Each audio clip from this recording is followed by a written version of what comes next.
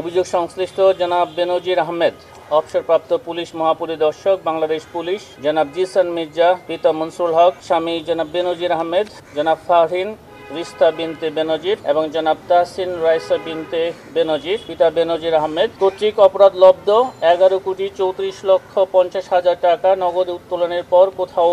বিনিয়োগ করার প্রমাণ পাওয়া যায়নি। অভিযোগ সংশ্লিষ্ট ব্যক্তিগণ বর্ণিত অর্থ উত্তোলনের পরেই বিদেশে চলে যান। ফলে উক্ত অর্থ নগদে উত্তোলিত অপরাধলব্ধ আয়ের প্রকৃতি, উৎস, অবস্থান, মালিকানা এবং নিয়ন্ত্রণ গোপন বা ছদ্মাবৃত রেখে স্থানান্তর, রূপান্তর এবং হস্তান্তর করার অপরাধ প্রাথমিকভাবে প্রমাণিত হওয়ায় তাদের বিরুদ্ধে মানি লন্ডারিং প্রতিরোধ আইন 2012 এবং দণ্ডবিধির সংশ্লিষ্ট ধারায়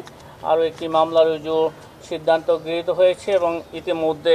মামলা রুজু হয়েছে। সংশ্লিষ্ট জনাব গুলাম ফারুক খন্দকার প্রিন্স, সাবেক সংসদ সদস্য, পাবনা 5 কর্তৃক পাবলিক সার্ভেন্ট হিসাবে ক্ষমতার অপব্যবহার পূর্বক অসৎ উদ্দেশ্যে অসাধু উপায়ে অর্জিত জ্ঞাত আয়ের উৎসের সাথে সঙ্গতিবিহীন 9,91,00,000 টাকারও বেশি মূল্যের সম্পদ অর্জন ও তা বুক দখলে রাখা এবং নিজ নামে 39টি ব্যাংক হিসাবে 425,34,00,000 টাকারও বেশি লেনদেন, অস্বাভাবিক লেনদেন করায় তার বিরুদ্ধে দুর্নীতি দমন কমিশন আইন 2004, মানি লন্ডারিং প্রতিরোধ আইন 2012 এবং দুর্নীতি প্রতিরোধ আইন 1947-এর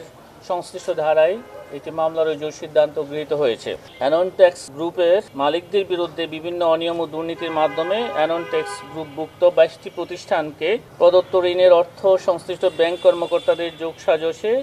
জালিয়াতি ও মানি লন্ডারিং এর মাধ্যমে আত্মসাতের একটি অভিযোগ আমাদের কাছে অনুসন্ধানাধীন ছিল। সে অভিযোগ অনুসন্ধান শেষে অনুসন্ধান দল প্রতিবেদন দাখিল করেছেন। দাখিলকৃত প্রতিবেদনের যে তথ্য এসেছে তাতে দেখা যায় পরস্পর যোগসাজশে প্রতারণা,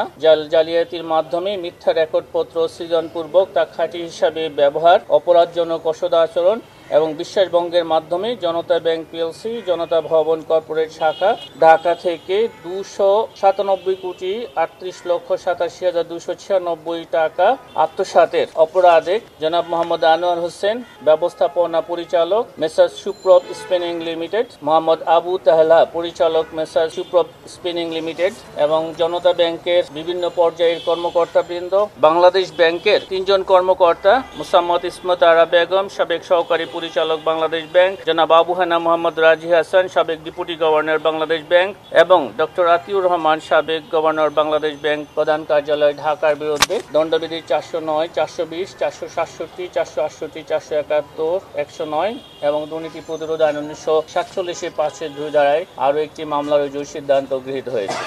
এখানে এই মামলায় আসামির সংখ্যা 23। এখানে বেনিফিশিয়ারি জনতা ব্যাংকের পরিচালনা পর্ষদ এবং বাংলাদেশ ব্যাংকের কর্মকর্তারা জড়িত রয়েছে। এখানে জনতা ব্যাংকের চেয়ারম্যান ডক্টর আবুল বারাকাত, সাবেক চেয়ারম্যান জনতা ব্যাংকও আসামির অন্তর্ভুক্ত আছেন।